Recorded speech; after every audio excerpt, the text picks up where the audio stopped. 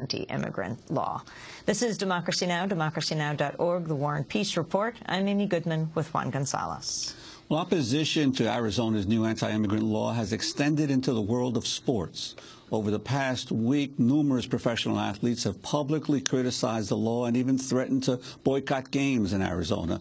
Last night, the Phoenix Suns basketball team wore Los Suns jerseys to protest the new law. The union representing Major League Baseball, meanwhile, the Major League Baseball Players Association has called for Arizona to repeal or modify the law. Baseball is a big industry in Arizona because 15 Major League teams conduct spring training in the state. Earlier this week, Phoenix Suns guard Steve Nash was interviewed on ESPN about the new law. Nash is a two-time NBA MVP. He was born in South Africa and raised in Canada. There is political news surrounding the Phoenix Suns. The owner, Robert Sarver, says that on Cinco de Mayo tomorrow night when you play, you'll be wearing the shirts that say Los Suns on them. And the owner is saying it's in part to make a statement against the new Arizona immigration laws. You are yourself from another country. You're from Canada. What do you think of this law? I'm against it. You know, I think that this is a bill that, you know, really damages our civil liberties. I think that it opens up, you know, the potential for racial profiling, racism. I think that it's a bad precedent to set for our young people. I think it represents our state poorly in the eyes of the nation and the world. I think we have a lot of great attributes here, and I think that it's, you know, something that we could do without, and I think it hopefully will change a lot in the coming weeks. Well, a lot of athletes try to steer clear of politics. You seem to be embracing it at this point. Do you speak for the whole team, do you think, or just for yourself? Well, I can never speak for the whole team, but, you know, our owner asked us if any of us had a problem wearing the jerseys, and nobody did. So, you know, I think we're pretty like-minded on this issue. And, you know, this league is very multicultural. We have players from all over the world, myself, obviously being a foreigner, and many of my teammates, players on the other teams. Our communities are very multicultural, so I think, you know, we have to, you know, obviously find a different way to combat the issues that we face in our society, and I think that this is the wrong way to go about it.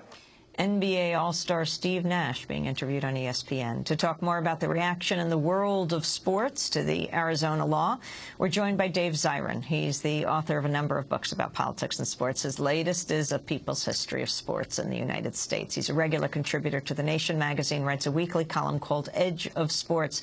Welcome, Dave. So talk about Dave Nash. Talk about the game last night, Los Suns, Steve Nash, and talk about the other athletes who are taking a stand here. Amy, anybody who believes that sports cannot be an effective platform for social justice need only to have watched the game last night, and they would have been forever changed. I mean, the broadcast alone last night, it started with one of the NBA reporters outside the arena covering a civil rights march that was taking place outside the arena. And then the in-studio hosts, Kenny Smith, Charles Barkley, Chris Webber, all former players, took turns taking shots at Governor Jan Brewer and the law. And Chris Webber, former player, even cited By the Time I Get to Arizona and John McCain and his former support for boycotting the holiday of Dr. Martin Luther King. So it's politicized this entire arena. And what the Suns did yesterday is entirely without precedent. Dave, for 1 second, on the commentators, yes, I happened to listen to that pregame discussion, and I was especially struck by Charles Barkley, the legendary former star who actually played in Phoenix. So he was a big figure in Arizona for many years, condemning it as racial profiling. And I was struck by how strong these athletes and former athletes, especially in basketball. We're not even talking here about the Latino ball players in baseball, but we're talking about the major African-American and white stars in basketball have stepped up to the plate on this issue. Well, some of your listeners and people viewing the show right now might be remembering that Charles Barkley once called himself a Republican, but a couple years ago he said, well, I used to be a Republican till the Republicans lost their damn minds. And I think yesterday he reflected that by speaking about how utterly toxic this law is, both for the state of Arizona and for the country. And look what that does for the discussion. I mean, on sports radio yesterday, they were debating the immigrant law. Steve Nash's quotes that you played have been played all over the country. And I think what's happened is because the organization as a whole came out against it, the owner, Robert Sarver, the general manager, Steve Kerr, numerous players saying publicly that they were against it, it's provided a degree of cover for everybody. And I want to make clear that I don't think the Suns would have done this if it wasn't for the protests that have been taking place wherever the Arizona Diamondbacks, the Major League Baseball team, have played. There have been protests in half a dozen cities since this law was passed, wherever the Diamondbacks play. And I don't think the Phoenix Suns wanted to be a pariah team like the D-backs. And what about what's happening in baseball with the Major League Players Association making a strong statement last week, and some of the individual coaches and ball players?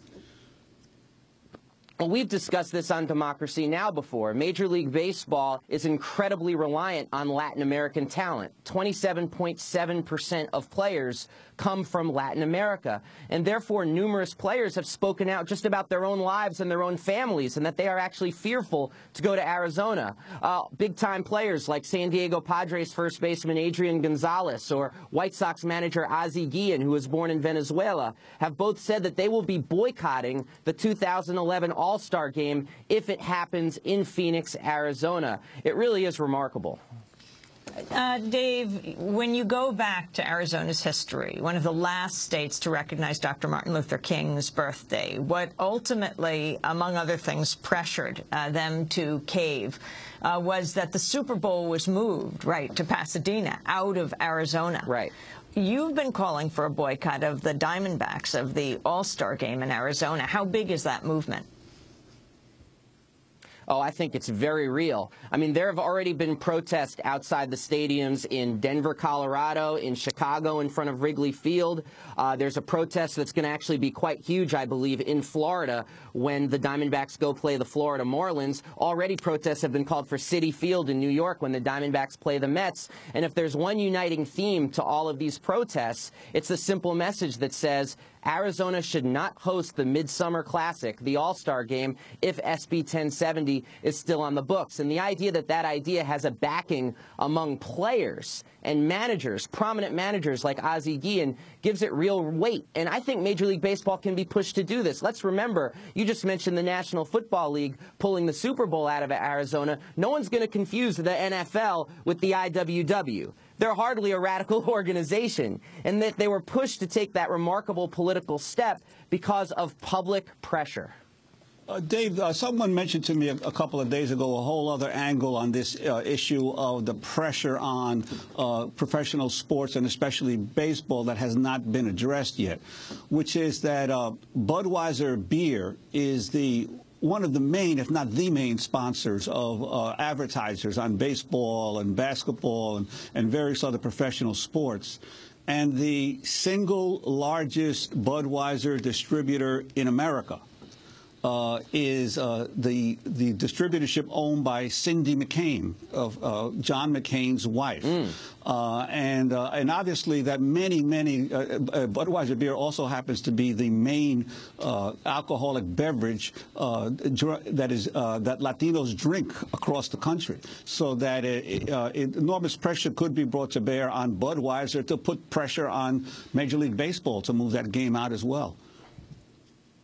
And people may not know that John and Cindy McCain were also minority owners of the Arizona Diamondbacks when Jerry Colangelo was the chief owner there. And Jerry Colangelo was the 2004 chairman of the Bush-Cheney campaign. So there are a lot of angles here by which to go about putting pressure on. And the current owner of the Diamondbacks, everybody should know this guy's name because he likes to live in the shadows. His name is Ken Kendrick Jr. He is one of the big bankrollers of the Arizona State Republican Party. And for that reason, above all else, the Arizona Diamondbacks should be a target for protest around the country.